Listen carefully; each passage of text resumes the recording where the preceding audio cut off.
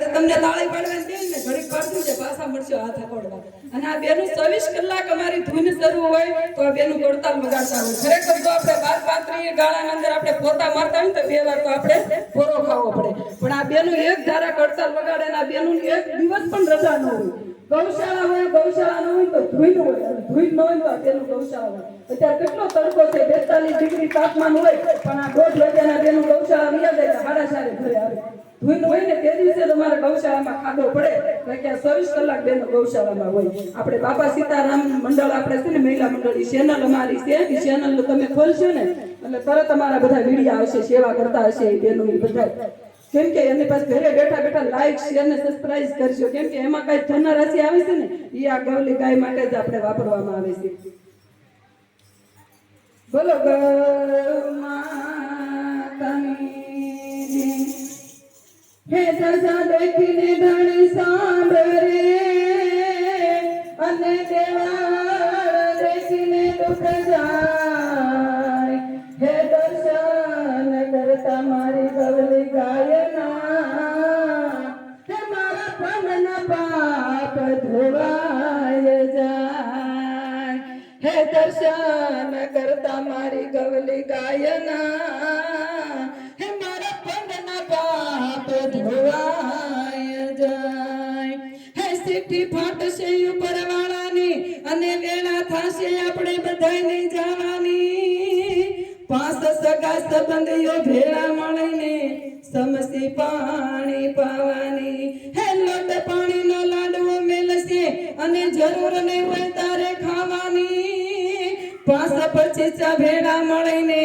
ઉતાવળ કરશે કાઢી જવાની હે લાકડા ભેગો તને બાળી દેશે અને હશે ઉતાવળ એને નાવાની હાડકે લઈને હાલતો થશે પછી રાખ તારી ઉડી જવાની રાખ તારી ઉડી જવાની હે 12 દિવસે મોકાળ કરશે અને પછી આ બધી દુનિયા મિષ્ટાન ખાવાની સ્વાર્થ તણી છે આ બધી દુનિયા વાલા ઘડીકમાં ભૂલી જવાની વાલા ઘડીકમાં ભૂલી જવાની તો કે આ દુનિયા તો કે બધી સ્વાર્થની છે ને કે આપણામાં જ્યાં પ્રાણ છે ને ત્યાં સુધી તો કે આપણું માન છે જો આ એક પ્રાણ વિયો જાય આ દેહની અંદર એક હંસલો ઉડી જાય પછી આ કોઈ ખોળિયાની કિંમત જ નથી એટલે તો કીધું છે કે આપણી કિંમત ક્યાં સુધી છે તો કે આત્મા છે ને એની કિંમત છે આત્મા છે ને ત્યાં સુધી તમારી મારી કિંમત છે આ આત્મા જો આમાંથી એકવાર ઉડી ગયો ને પછી આ ખાળિયાની કોઈ કિંમત નથી એટલે આપણે આત્મા બેઠો છે ને ત્યાં ખોળિયાનું કલ્યાણ કરી લેવું આપણે આત્માનું કલ્યાણ કરવું હોય તો શું કરવું પડે આ દેહ ધારણ કરવો પડે ને તો આ દેહ હશે તો આત્માનું કલ્યાણ થાય ભજન કીર્તન કરવું છે પણ આ દેહ હોય તો થાય ને આ દેહ જ ન હોય તો આત્માનું કલ્યાણ કેમ થાય એટલે ભગવાને આપણને આ 5 તત્વોનું પૂતળું આપ્યું છે કેમ કે આપણે આત્માને ઉજળી કરવાની છે અને ઉજળી ક્યારે થાય કોઈ પણ આવા કાર્ય કરશો કોઈ ભગવાનના સત્સંગમાં તમે બેઠા છો તો તમારો કેટલો કિંમતી સમય છે એ આજ ભગવાનને તમે શરણે અર્પણ કર્યો છે અને એક ગૌ છે ગાય છે ને અત્યારે બધી સેવા કરતા ઉત્તમમાં ઉત્તમ સેવા હોય ને તો ગૌ સેવા છે કોઈ પણ શાસ્ત્ર તમે ખોલીને વાંચો એટલે ગૌ સેવાનું મહત્વ આપ્યું છે એટલું કેમ કે આપણી માં છે આ દેશનો જીવ છે ભારત દેશનો એટલે તો આપણે એને માતા કહેવામાં આવ્યા છે તો ગાયનો આપણે ગાયની સેવા આપણે કરશું ને એટલે પહેલા તો આપણું શરીર છે ને એનું આરોગ્ય સારું રહે કેમ કે એની અંદર ગાયની અંદર 33 કોટી દેવતા તો છે પણ એની અંદર 33 ઔષધિઓ છે કે કેન્સર જેવા કેન્સર હોય ને એને ગાય માતાના ગૌમૂત્ર પીવાથી કેન્સર મટી જાય ગાય માતાનું સાણ ખાવાથી લીવર આપણા નવા થઈ જાય છે કોઈને લીવર ફેલ થઈ ગયો હોય ને કેમ કે આ તો બધા અમારા બહેનોના અનુભવ છે એક બેનને અમારે કેન્સર હતું એ તો ખાલી સેવા કરવા આવે છે ને ચોથા સ્ટેપમાં હતું એ બેન સેવા કરવા આવતા હતા 6 મહિના અમારી હારે હતા એ કે બેન અત્યારે હું એક ટીકડી નથી લેતી અત્યારે હું એટલી નિરોગી થઈ ગઈ છું મને એટલો આનંદ આવે છે પણ આ પ્રતાપ કોના તો કે ગાય માતા કેમ કે બેન જ્યારે ગૌશાળામાં આવે ને તે ગાય માતા પેશાબ કરે ને એટલે બેન તમે શરણામત લઈ લેતા અને ગાયનું શરણામત તમે 20 સેકન્ડ જ એનું શરણામત તમને ગણ કરે 20 મિનિટ પછી તમે કરો ને તો એમાં કોઈ ઔષધિ ન હોય પણ ગાય જ્યારે ગૌમૂત્ર કરે અને તમે ખાલી એનું તરત પીવો ને એ 20 સેકન્ડમાં આટલી તમારી અંદર ઉર્જા આવે આ બેનોની અંદર આમ નામ નથી આ અમારી સેવા તમારી સેવા જ અમે હતા કે અમે ખાલી 12 પાત્રીના ગાળા પોતા મારતા તો 2 વાર તો વિહામો ખાવો પડતો પણ આ બેનોમાં આટલી શક્તિ આવી ગઈ છે કે ગાય માતાની સેવા કરવા માટે આ બેનું જાગૃત એટલા નકર જોશો આપણે તો અત્યારે તો એટલી ઉંમરમાં તો કેટલા રોગ આવ્યા હોય પણ ખરેખર રોગ મારી અંદર એટલા છે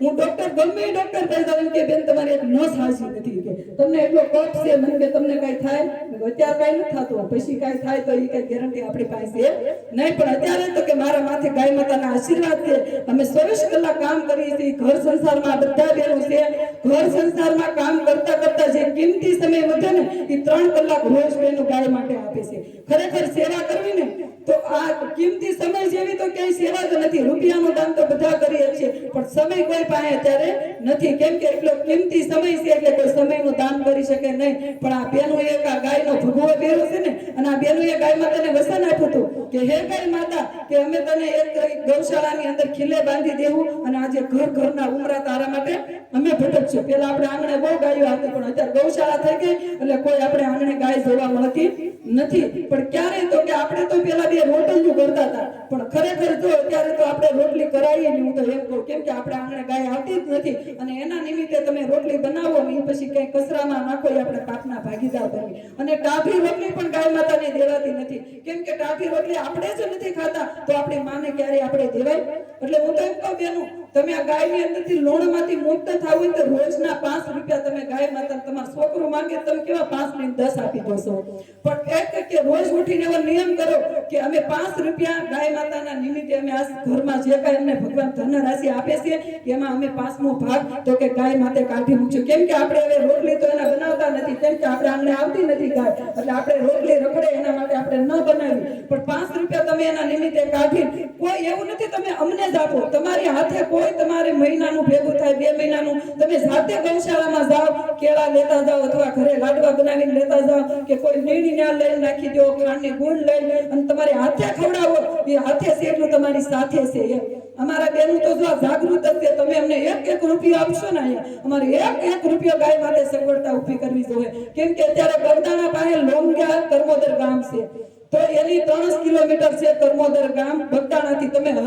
અત્યારે નવરા નો હોય તો કાઈ નહીં ઉનાળો ન આવે કે દિવાળી હોય એકવાર ગૌશાળાની મુલાકાત લેજો ને 2000 ગાયોનું રહેવાનું થાય ને એટલે આ બેનોએ માથે સંકલ્પ કર્યો છે અત્યારે તો ત્યાં 650 ગાયો છે જે હમણાં ઊભું કર્યું છે વર્ષથી નથી ત્યાં પણ એવો સંકલ્પ છે કે દેશમાં 2000 ગાયોને આશરો લઈને એવો સંકલ્પ છે આ બેનોને કેમ કે દેશમાં આપણે અહીંયા વિયાવા કે આપણી માના રખડતી થઈ ગઈ કેમ કે આપણે ત્યાંથી ખીલે છોડી આપણે સુરત વિયાવા છે એટલે આપણી માં દેરમાં કોઈ એનું છે નહીં પણ આ બેનો અહીંયા બેઠા બેઠા દેશનું રક્ષણ કરે છે ને આપણે કેમ કે આપણું જન્મભૂમિ દેશ હતો તો આ બેનો આથી ધૂન કરી 1 રૂપિયો ભેગો કરી ને 42 ડિગ્રી તાપમાનની અંદર ગાય માતા જંગલમાં રખડે છે અને હાવસ 2 થી 3 ગાયોનું રોજ મૃત્યુ થાય છે પણ અમે ખરેખર 2-3 દિવસ ત્યાં જતા બધા બેનો મંડળ વાળા જતા તો અમે ખાલી 2 કિલોમીટર હાલે કે 11 ગાયોને જોવા મળી મરી ગયેલી હો આપણે આ હાવસના મોઢામાંથી એક ગાયને છોડાવવાનું આ એક કોઈનું મોટું પોઈન્ટ છે તો અમે એમ કીધું એક સુરતમાં અમે ઘરે જાવું અને 1 રૂપિયો અમે ગાય માટે માંગશું જોજો નથી કહેતા કે મરું પણ માંગુ ના अपने तन के कान हे परमारतना कारणि हे મને માંગતા ના વેલા મારા માટે માંગવું હોય તમારે ભગવાન એમ કેવું પડે મને મોત આપી દેજે પણ આ તો એક મૂંગી અબોલ આપણી માં છે એના માટે આપણે માંગવું પડે છે કેમ કે એને તો કોઈ વાસા નથી એ કઈ બોલી એકવાની નથી એનું દુઃખનું વર્ણન તમને કહી એકવાની નથી પણ જો એ કહે નહીં તે પેલા જો આપણે આ વર્ણન એનું સમજી આવીને તો ભગવાન કાળીઓ ઠાકરે રાજી થાય કે આને મેં મનુષ્ય દેહ આપ્યો ને પણ આ કેટલાયની વેદના વાસી છે એમ એટલે કોઈની વેદના વાંચો અને ઈ જો તમને આશીર્વાદ મળે ને એ દવા કામ ન કરે ને એટલે દુઆ કામ કરી જાય એટલે હું તો એમ કહું દુઆ ભેગી કરજો એક દિનનો સમય એવો આવશે કે હોરલ તો કર્યું તો આવી ગયો હવે આપણા માટે 10 વર્ષ સારા છે જે કઈ ફાતું બાંધી લેવું હોય ને એ 10 વર્ષ અત્યારે જુઓ બહાર દેશમાં તો યુદ્ધ ચાલુ થઈ જશે બોમ્બ ફોડે છે કેમ કે પહેલા તો બહાર દેશનો જ વિનાશ થાય પછી છેલ્લે આપણા ભારત દેશનો થાય કેમ કે આપણે આ પ્રકૃતિથી મરવાનું છે એટલે જેથી પ્રકૃતિ આપણે આ વિનાશ થાય ને તો કે આપણું આ ધરતીનો આપણે ખાલી 9 લાખ આત્માનું સ્થાપન કરવાનું છે આ એક ઈંટનું દાન જોજો આ એક અમારે બીમાર ગાય